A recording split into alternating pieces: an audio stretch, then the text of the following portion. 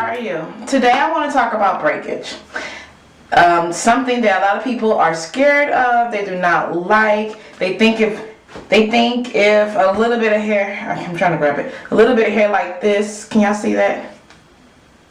If a little bit of hair like that comes out, oh my gosh, oh my gosh, oh my gosh, no, break, why? I want to get no hair, I want to have that hair, you're breaking. Calm the hell down, okay? You're gonna have breakage. It's normal. The only people who do not get breakage is people that are bald, okay?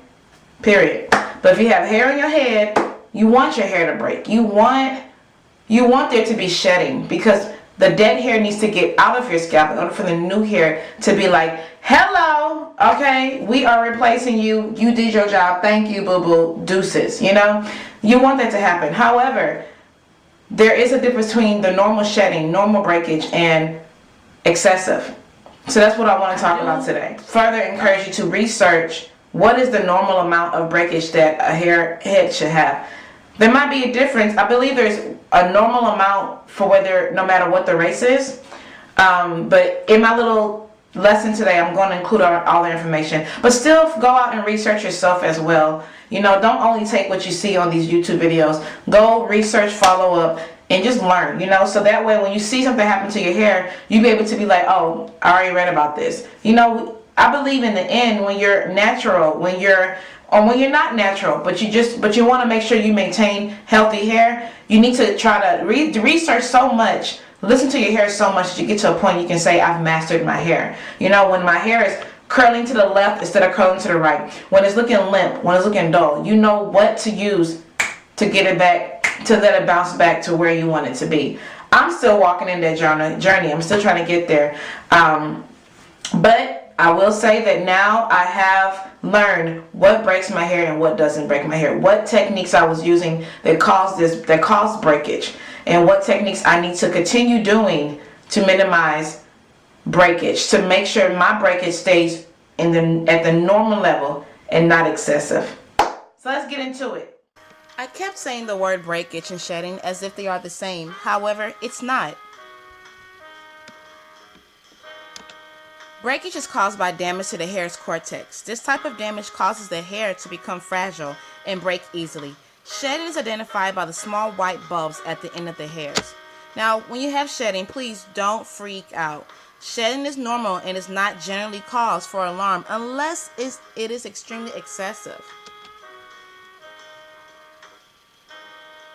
What is considered excessive? If you're losing more than 50 to 200 strands a day, typically if you're losing more than 80 strands a day, that is excessive shedding. And if it goes on for months, you definitely want to see a professional, okay?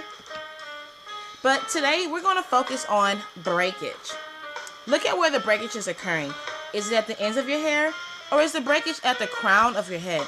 Depending where the breakage is can help you determine the reason. Now, understand that hair breakage can be a serious problem whether or not you're trying to attain length. Unless you have a medical condition, your hair is growing, but retaining length is important for seeing this growth. And if you have major breakage, guess what? You're not retaining any length. Now let's talk about dry ends. I know this was one of my problems. If you notice a lot of breakage at the ends of your hair, that could be because of excessive dry ends.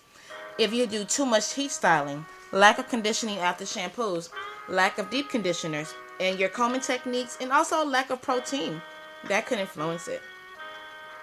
So if you flat iron or hot curl your hair too frequently, do not condition after every shampoo, you do not do daily, weekly, or bi-weekly deep conditioners, and your comb is too small, this can explain the dryness, which leads to the breakage. So you ever wonder why the ends of your hair pop every time you comb it? Bam, that's why. Let's talk about styling technique. Maybe you notice breakage in the crown area. That's because you are styling your hair in a tight manner, which is causing your hair to break at the crown. Or you're using hair accessories that pull at your hair. So you might want to modify that. Now let's talk about internal causes of hair breakage. If you are lacking in vitamin E, B, iron, zinc, and silica, and there are some other vitamins and minerals, you definitely want to go ahead and step up your game on these items. So go ahead and try to include in your daily intake almonds, sunflower seeds, walnuts, dark leafy greens, or flaxseed oil. Flaxseed oil. Now let's talk about lack of protein. How can you tell? Well, just do the Strand Test. Hair that is needing moisture stretches a little and then snaps. It feels rough and it breaks easy. So go ahead and step up your game on doing deep moisturizing conditioners weekly, maybe once or twice a week. Hair that needs protein, it stretches and stretches and then it snaps. It feels mushy. So you definitely want to go ahead and do a protein treatment, such as effigy. Now, if you see any of these ingredients in the product you choose, then it does contain protein. I'll give you a moment to go ahead and look over the list.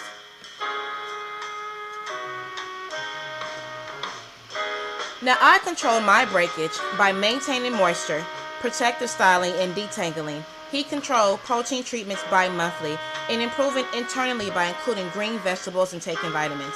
I still do this to this day. Now, this is pictures that were taken last year. On the left, you see a picture when I was not taking good care of my hair. On the right is when I started taking better care of my hair. I hope this helped y'all. Bye.